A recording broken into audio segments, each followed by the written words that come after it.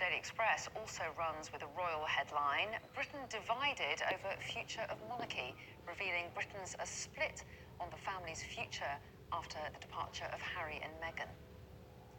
The FT Weekend claims the Financial Conduct Authority is facing calls to investigate the quality of pensions advice provided by financial firms since 2015. The Daily Mail has launched its Great British Spring Clean, with the Prime Minister getting behind the initiative. Danny Dyer's fears of being poisoned by drinking tap water is on the front of the Daily Star. And The Sun pictures Adele on its front page. So Susie Boniface and Darren Grimes here. A bit of a range of stories there on the front pages. You picked out The Guardian first of all. The Guardian and The Eye both do go on the coronavirus. What's their take on it?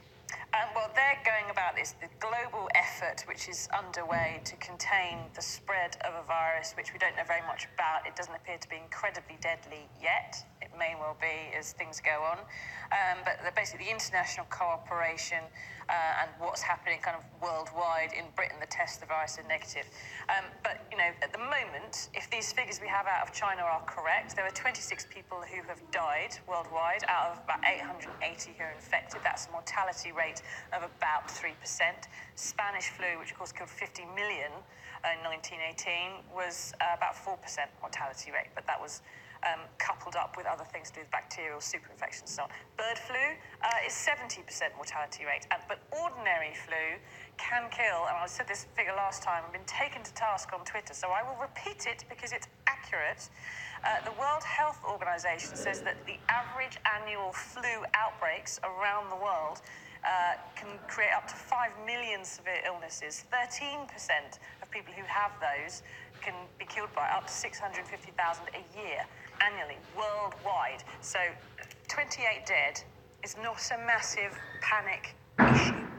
Yes, although containing it and figuring out how it works is a good idea. Absolutely, and that's the thing, figuring out how it works. I think it's early stages, isn't it? That there are a lot of question marks about this virus. It may be that there are more people infected, and we don't know about it yet because the symptoms are similar to other forms of flu, and that effort to contain it is very important because it may end up being more dangerous than it appears to be now. Well, exactly, and with Sky reporting tonight that, you know, there are 2 cases confirmed in France. I think it's 3, actually. 3 cases in France. And, you know, I think if we look at the one positive of this story is the way in which the community, scientific research is being shared between China and the international community in a way in which it wasn't 15 years ago with SARS, for example. But one thing you can say is that there are reports coming out of China that are saying that local authorities are clamping down on any information being released in the local press.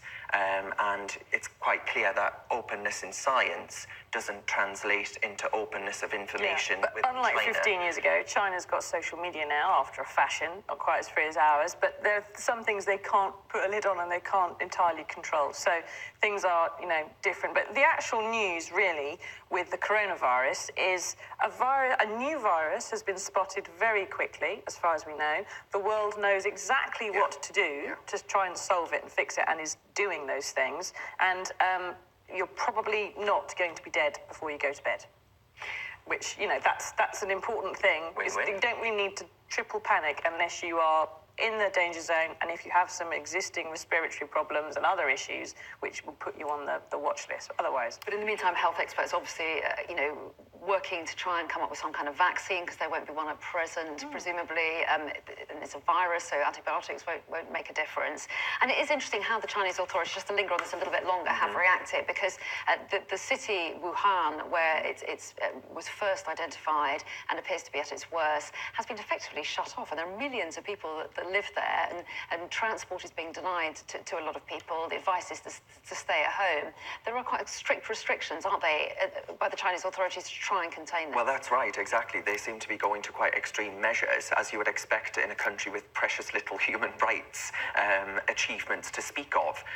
But what I would say is, I mean, I don't know if you saw the video of that hospital being built. It looked absolutely amazing. They're trying to build a hospital in a week, aren't they? Yeah. And I mean, we can't how even long get... is it going to stand up? That's the Well, question. maybe, but we can't even get Big Ben to bong. Never mind building a It takes hospital. years in a to build week. hospitals over Yeah, here, exactly. but they're probably slightly different. That's but, right. you know, also, there's the issue that if they really want to clamp down, it's to do with eating bushmeat and wild animals that have not that are being kept in unhygienic conditions, and in which it's possible for viruses to jump the species barrier. With domesticated animals, it doesn't happen nearly so often, and obviously they're reared and vaccinated and looked after in a different way. There's got to be more clamped down on that traditional wild food market within China, which is to do with a lot of stuff to do with the starvations that happened in the 60s, and with Chinese herbal medicine, and with traditional attitudes towards food. That's the thing that they've got to really clamp down on. And in the meantime, authorities trying to trace people that may have travelled from that area. And just to say that Public Health England have talked about, they've said, we all agree that the risk of the UK public remains low, but there may well be cases in the UK at some stage. So one certainly to watch over the days and weeks ahead. Let's move on to another story that's on the front page of tomorrow's Mirror. This concerns Prince Charles and his visit to the Middle East. Yeah, exactly. So Charles was making a passionate plea for peace as he met Christian and Muslim leaders in Bethlehem. Now, you might say this has been done a million times over. You know, of course, everyone, I don't think there's a single person who doesn't want to see peace in the Middle East. But, I mean, it does start to get into quite iffy territory. I don't know if there was a video running around on social media of the Charles supposedly snubbing the Vice President of the United States of America by not shaking his hand. And then people are referencing the boycott in 1999 of Chinese officials to the United Kingdom. And you start to get into territory where we've got other papers running polls on support for the monarchy and whether or not... Tomorrow's Daily Express, Exactly, and whether or not the future monarch might be getting a little bit too political. So What's political Well, about this? He's gone to some parts of the world which are in huge dispute with the bits of the world around them. He has said nothing remotely inflammatory. He has presumably been briefed very well by the Foreign Office, who will have delegates there with him, and anything he has said publicly has been checked by those in advance. Well, He's I don't there, know about that. yeah, that's how it works. He has been there representing. He's been there at the invitation of our government and the Palestinians. He's there representing us. He's managed to carry it off with aplomb. He's visited his own grandmother's tomb, and he hasn't made the situation worse. Which I think for our royal family, I think it's worth a pat on the back just for that alone. But there's nothing bad in It does come at a time when Trump has literally just sent off to Israel talking about his plan for Middle East peace. Yeah, which would be incredibly inflammatory. So to have someone go there not doing something inflammatory is surely worthy of praise. Yes, but he is the monarch of a future monarch, rather, of the United Kingdom of Great Britain and Northern Ireland. Yeah, he can't make a political statement. He hasn't said anything political. But He's not done at a anything time political. when the US is releasing So he its should Middle never East go plan. anywhere in case Donald Trump is about to say something about the people who live there at some point in the future. So we don't know what it might be. You said, Susie, that it was always cleared by the Foreign Office. That 1999 famous snub during the Blair years of the Chinese leadership by Charles caused a massive diplomatic row. And let's be honest, this sort of thing That wasn't could a cause state another visit one. by Charles.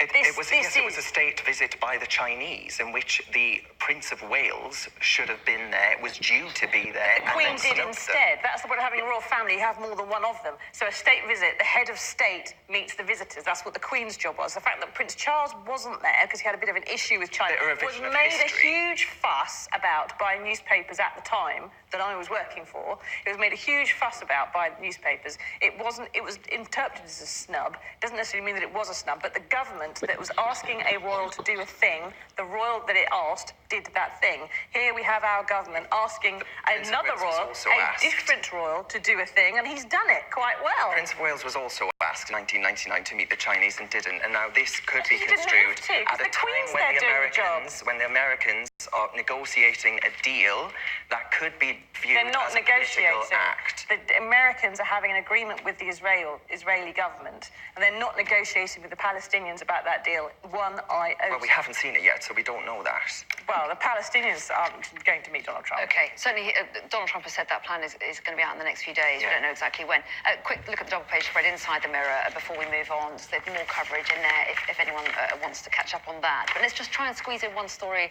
We don't have a huge amount of time for it, but on the front page of... No one's got any Daily time for it. Telegraph. Well, interesting. Yeah, it is the only paper This is the that's on thing. the front page, isn't it? This is the Daily Telegraph with a picture of Boris Johnson having just signed the withdrawal agreement. And If it's been Theresa signed- May had ever been able to do this, it would have been front page on all the papers. It would have been dramatic. Everyone would have known about it. You could get through tomorrow without ever knowing this has happened if you read most of the newspapers, or certainly not thinking it was particularly important that he had. Annie, are you surprised it's not getting more coverage, or is it because once he won the general election by such a big majority, it was a fait accompli, and so the kind of the jeopardy went away, and we knew it was going to happen, so it's not so interesting? Well, it feels a bit like the pressure valve has been unscrewed and we're all able to breathe again, because it has felt like for the past 3.5 years, the constant bickering, the deadlock in Parliament, the way in which that people were doing all sorts of, whether that be the media, legal class in this country, doing all they can to overturn that vote. 3.5 years on, he has signed this document and we are one step closer to next week leaving the EU. Of course, we have the transition period, but we are one step closer to delivering on that mandate, which was the biggest in British electoral history. So it is a pretty significant moment, but we you have are bigger right. votes. You are right that we're able now, and we were just discussing earlier that the news agenda seems normal again. You know, there isn't this constant bombardment of news. Well, until next week. A quick word on that. Do you think that now the fact that everyone's appears to have accepted that it is going to happen? Well, the issue now is what you get. And we're going to find next week, when you have January the 31st, you have a lot of people celebrating at 11 p.m. on the 31st, and then at midnight and on February the 1st, everything's going to be exactly the same. We're going to be following the same rules. Our businesses are going to be following the same rules. We're still going to be taking the same laws and regulations from the EU, and all that we have gained is that Nigel Farage is out of a job. I mean, you know, on the plus side, great news for all of us who have voted Remain. But on the other hand, it's not really what Brexit was supposed to be, and it's not what was on the ballot paper, because Northern Ireland can never leave, and that was what was on the ballot paper. Before we go down that argument, which I'm sure there is one, we really haven't got time for it now. Plenty of time at another stage, but we are going to have to go to a break. Coming up after the break, the different display that's set to cause a bit of a stir at this year's Chelsea Flower Show. That's coming up. You with me tonight, Susie Boniface and Darren Grimes, and we're delving inside the Times for the next story, and this is about overseas aid, and the suggestion here that Number 10 might want to reform how that money is spent.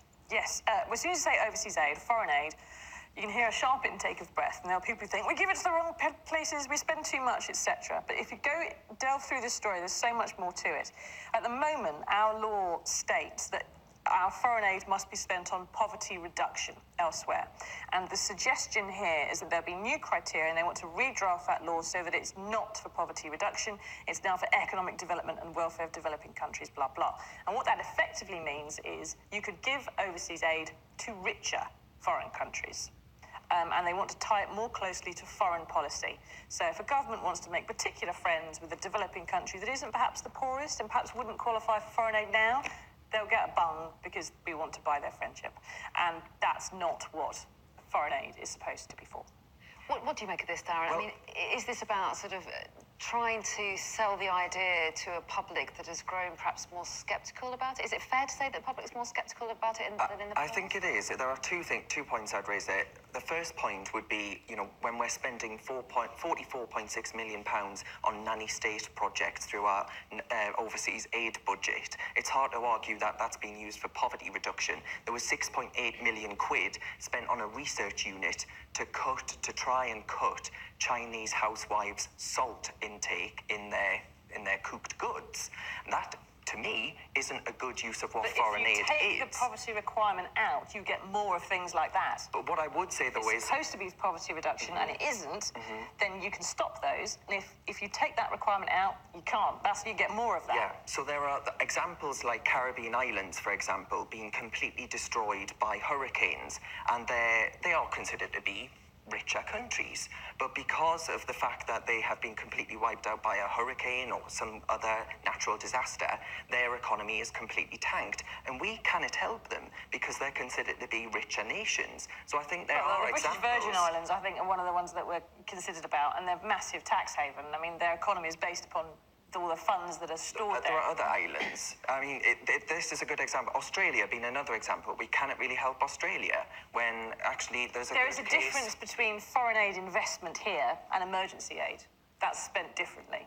Well, so we yes, can help us. but changing this focused aid expenditure here on poverty reduction being such a bad thing, if actually it's a focus on, well, disasters like that and helping them rebuild their Yeah, but economy. it's two chunks of money going for two different ways. And more interestingly, elsewhere in this, it says that this is how the story gets out is also interesting. The story is by the defence editor, and the first time I read it, I thought this is a leak from the normal Whitehall source. But actually, the defence bods in Whitehall are not happy about this because they have to do their own spending review, and it's coming out at a time that doesn't suit them. So I think it's probably come from people who are critical of this and they want to expose it and make sure it doesn't happen. It's certainly going to be something that's going to prompt a lot of discussion over the weeks ahead. We must touch on now a story in the Daily Mail, delicately, I hope. It's called We always touch these Multicultural. things delicately, Anna. Oh dear, I don't know. Darren, do you want to tell us about Tell us about the Lady Garden. Okay, We so haven't got very long. Listen, all I can say about this is page 3 of the Mail, and in my day, page 3 used to be a bit more X-rated, but this is close. So this is talking about the fact that the Chelsea Flower Show has caused controversy because one of their exhibitions, it's going to be called the Lady Garden, and apparently this is sexist with a few people kicking off, and Susie finds it very funny.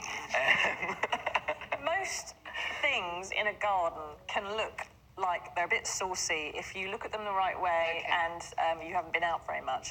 I mean, orchids exist, for example, and lots of other things. Okay. But there's Susie, I'm so sorry, I'm not censoring, but we're out of time. Susie and Darren, thanks Thank both you. very much indeed.